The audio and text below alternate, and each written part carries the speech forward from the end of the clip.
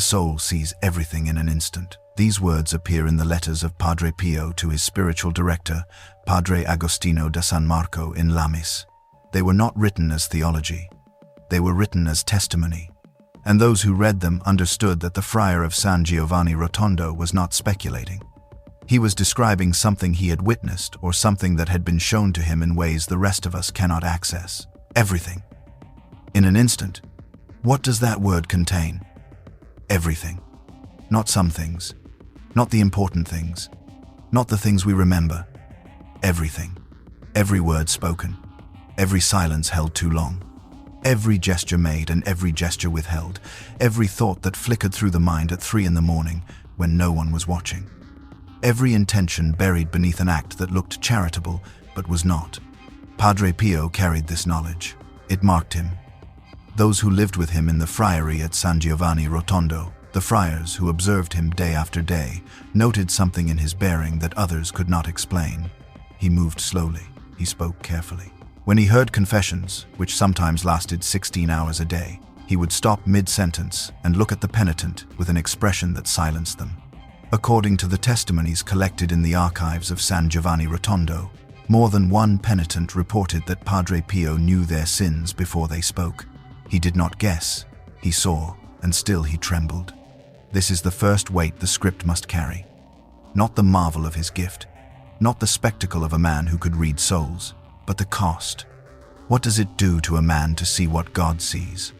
What does it do to a human heart to look at another human being and know, not suspect, not intuit, but know the hidden shape of their soul? In one of his letters preserved in the Epistolario, Padre Pio wrote to Padre Agostino that the soul, at the moment of death, stands before God with nothing left to hide. The phrase is precise. Not nothing hidden, nothing left to hide. The distinction is essential. In life, we hide, we construct, we arrange. We present to the world and to ourselves a version of who we are. We do this so automatically that we forget we are doing it. We believe our own editing. We mistake the story we tell for the truth we live. But in the first seconds after death, according to the doctrine affirmed by the Church in the Catechism, paragraphs 1021 and 1022, the soul undergoes what is called the particular judgment. It is immediate, it is personal, it is definitive. The letter to the Hebrews says it plainly. It is appointed for man to die once, and after that comes judgment, not after a waiting period, not after a preparation, after. Padre Pio understood this not as a future event but as a present wait. He spoke of it rarely, and when he did, according to the testimonies of the friars who lived with him, his voice changed, it lowered, it slowed. His hands, which bore the stigmata for 50 years, would sometimes shake, not from illness, from proximity. There is a phrase attributed to him in the oral testimonies collected by Father Alessio Parente. He reportedly said, "There is no more time to arrange the truth, no more time to arrange it." Consider what this means. In life, we are always arranging. We arrange our memories. We arrange our justifications. We decide which facts to emphasize and which to let fade. We tell ourselves that the affair didn't count because the marriage was already dying. We tell ourselves that the lie was necessary because the truth would have hurt someone. We tell ourselves that the omission was mercy, not cowardice. We arrange, we edit, we compose, and then time ends. Not metaphorically. Actually, the breath stops. The heart stops. The electrochemical activity of the brain ceases. And the soul, according to the faith Padre Pio held, and the doctrine the Church teaches, is no longer housed in time. It passes into eternity. And eternity, unlike time, does not allow rearrangement. It does not allow revision. It simply is.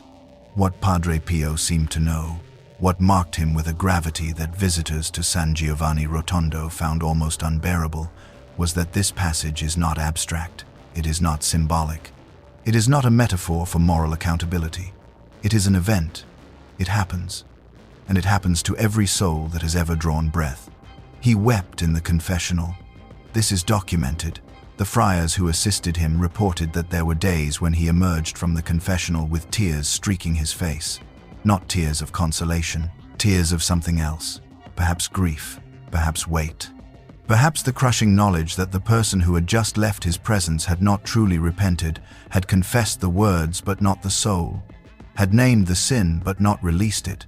According to the Testimonies in the San Giovanni Rotondo Archives, Padre Pio once said to a penitent, "You have confessed your sins, but you have not confessed yourself." What did he mean?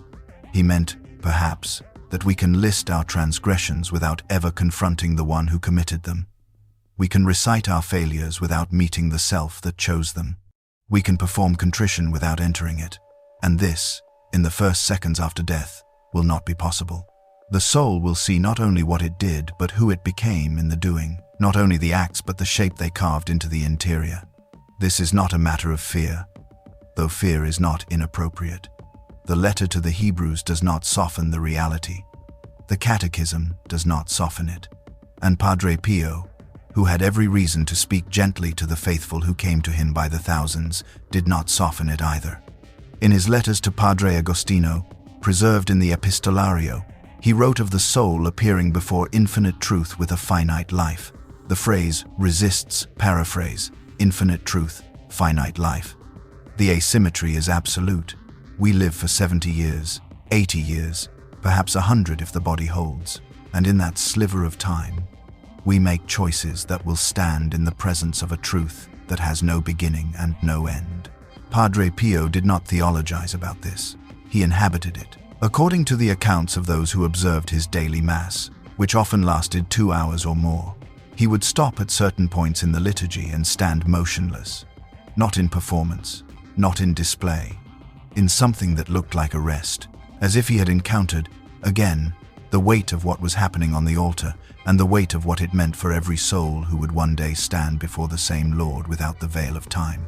The particular judgment, as the Church teaches, is not a trial in the legal sense. There is no defense attorney, there is no jury, there is no appeal. There is only the encounter, the soul and its creator, the creature and the one who made it, the life that was lived, and the love that offered itself to be lived differently. What Padre Pio revealed, if revealed is even the right word, is that this encounter is not external. The soul is not shown a film of its life. It is not handed a transcript. It sees. It sees itself. It sees what it chose and what it refused. It sees the moments of grace that were offered and declined. It sees the moments of sin that were chosen and not repented.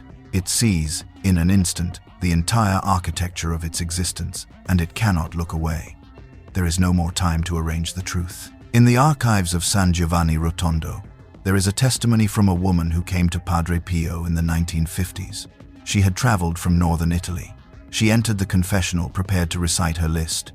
Before she could begin, he raised his hand. He said nothing for a long moment. Then he spoke a single sentence. He named a sin she had committed 20 years earlier, a sin she had never confessed, a sin she had convinced herself did not matter. She wept. She could not speak. And when she finally could, she did not confess from her list. She confessed from her soul. This is what he did. Not by power, not by performance, by sight, by the unbearable clarity that had been given to him and that he carried like a wound. The friars who lived with him noted that he slept little, that he ate almost nothing, that his body, even before the visible illnesses of his final years, seemed to operate under a strain that had no medical explanation. The stigmata bled, the fevers came and went. The coughing fits that sometimes interrupted his Mass were never fully explained by doctors. According to the medical examinations conducted during his lifetime and preserved in the Vatican archives, his body bore marks that science could not account for. But the deepest wound may not have been visible at all. To see what he saw, to know what he knew, to look at a penitent and perceive not the mask but the soul, and to know that the seconds after death, those first irreversible seconds, would reveal to that soul what it had spent a lifetime hiding from itself. This is the weight he carried. And this is the weight the listener must now carry, not as doctrine received, but as reality approaching.